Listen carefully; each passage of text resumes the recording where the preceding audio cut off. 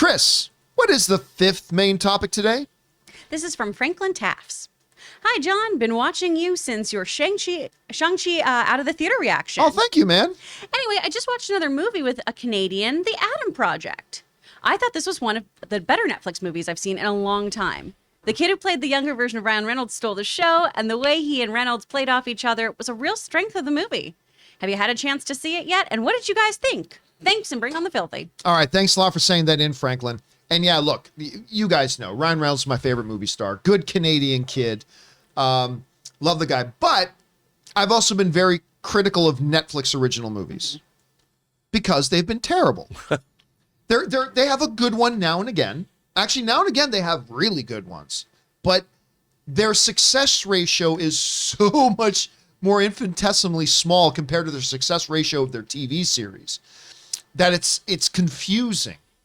And even when you put my favorite movie stars in it, like Ryan Reynolds and Dwayne "The Rock" Johnson, in what's called Red Notice? Yeah, Red Notice. That doesn't guarantee the movie's going to be good. And listen, they're my two favorite movie stars, but I didn't like Red Notice. I just got to call as I see it. So just because Ryan Reynolds is in The Adam Project does not necessarily mean it's going to be any good. But I saw the trailers. I thought the trailers looked pretty good. They look pretty solid. I thought the concept was kind of neat. Ryan Reynolds having to go back in time and work with the younger version of himself. That's interesting. You don't see that done a lot. It's all right. I gave it a shot. And you know what? It ain't bad. It ain't bad. It is one of the better Netflix original movies. And again, this is the partnership with Sean Levy and Ryan Reynolds working together again. Of course, they just worked together on Free Guy. Although I do kind of wish they just immediately made Free Guy too, but that's okay. Adam Project, here we go. This comes to us from the folks, by the way, this comes to us from Wikipedia, who's writing, The Adam Project is a 2022 American science fiction film directed by Sean Levy and written by Jonathan Tropper, T.S. Nolan, Jennifer Flackett, and Mark Levin. The film stars Ryan Reynolds, who also produces, Mark Ruffalo, Jennifer Garner, Walker Scobell, Catherine Keener, who I love ever since 40-Year-Old Virgin, and Zoe Saldana.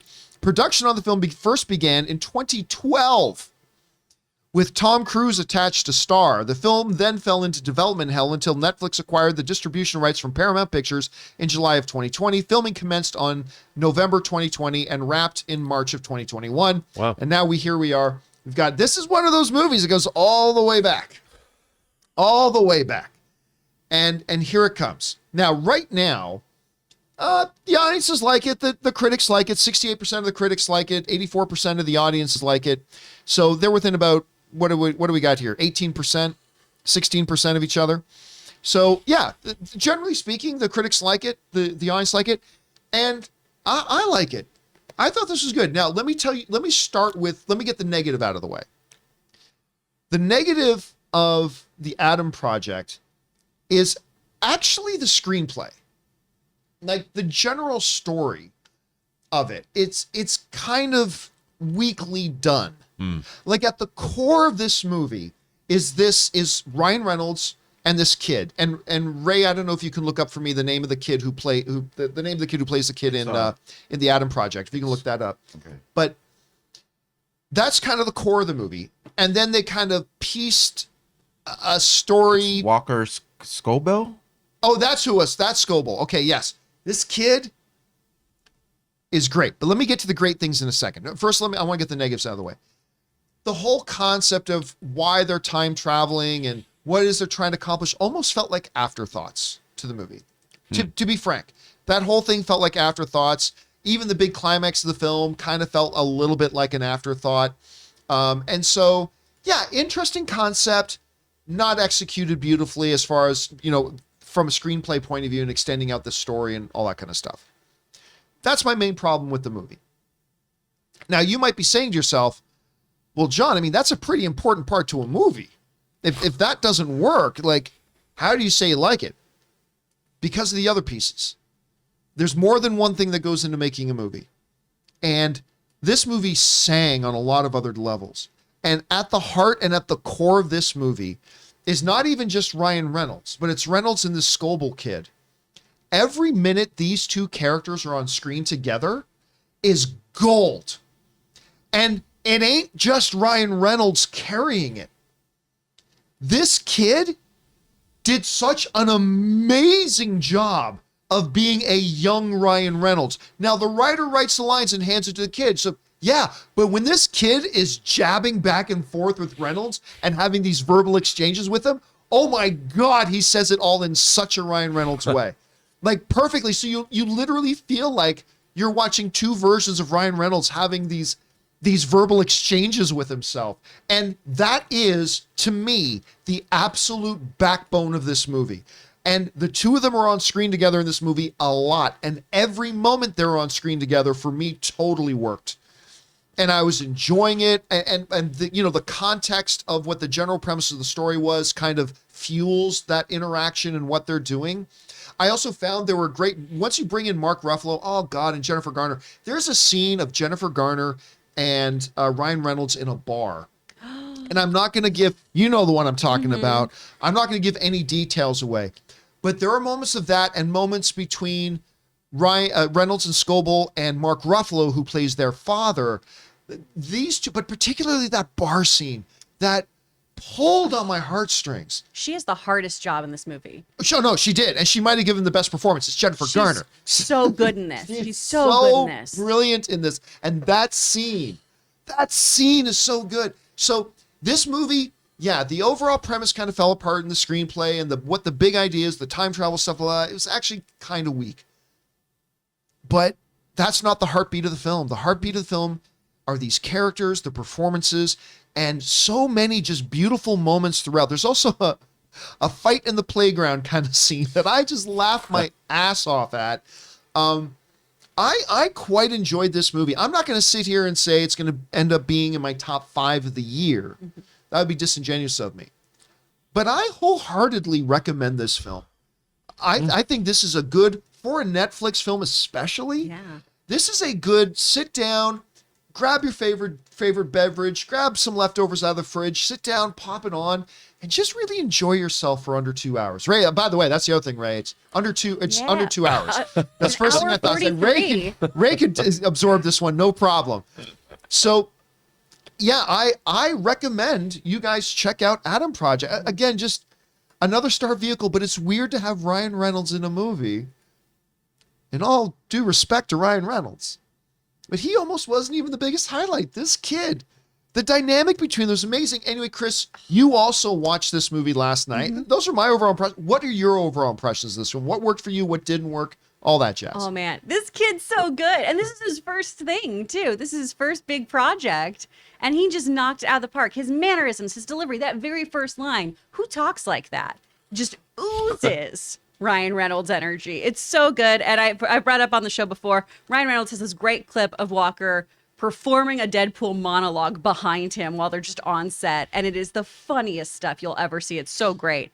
This works really, really well. And I was thinking about you when I was watching it, John, because it was time travel wasn't fixing everything, right? That's a big thing in this is time travel can't fix everything. And time travel can cause a slew of problems, as we all know from every time travel film vehicle we've seen before. But man, the heart of this movie really is these family dynamics. Jennifer Garner gives one of her best performances, honestly, that I've seen her do. She's so great in this, and she does so much non-verbally. There are so many moments where she is just showing us how much pain she's in, how she's so frustrated. There's this great moment where Ryan just looks at her through a window. It's so good. It shouldn't be this good.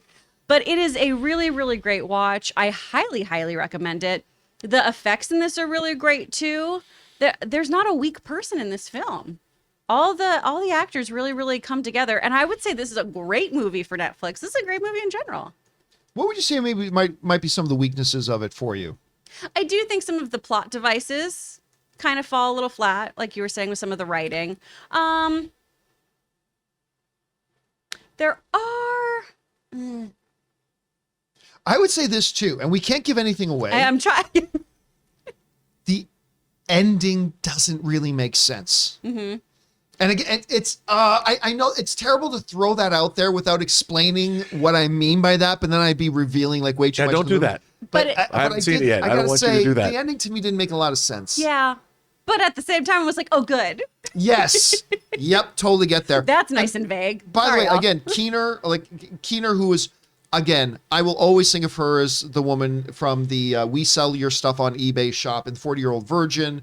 Of course, she was amazing in Get Out. I mean, she's amazing in everything. But Zoe Saldana is somebody we haven't really mentioned as well. Not a big role in the film. So if you're going into it thinking you're going to get a lot of Zoe Saldana, you don't. She's not in a huge part of this movie. She's a central figure to the movie, but she's not in a lot of it.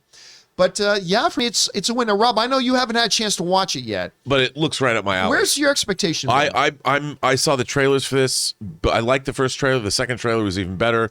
You know, it to me it looks like a combination of The Last Starfighter and Flight of the Navigator. You know, which both movies that I really liked, enjoyed, and we'll see with, of course, the time travel element. I love the idea of you know, there's a animated Star Trek episode called Yesteryear from the original animated series in the 70s where our Spock goes back to see his younger self. And I love those stories. And I can't wait to see this, to be honest. Guys, question is for you. Where is your expectation for the Adam Project been at this point? What do you think about the trailers? Now that you're seeing the results come in, maybe you saw it already. It is out on Netflix now.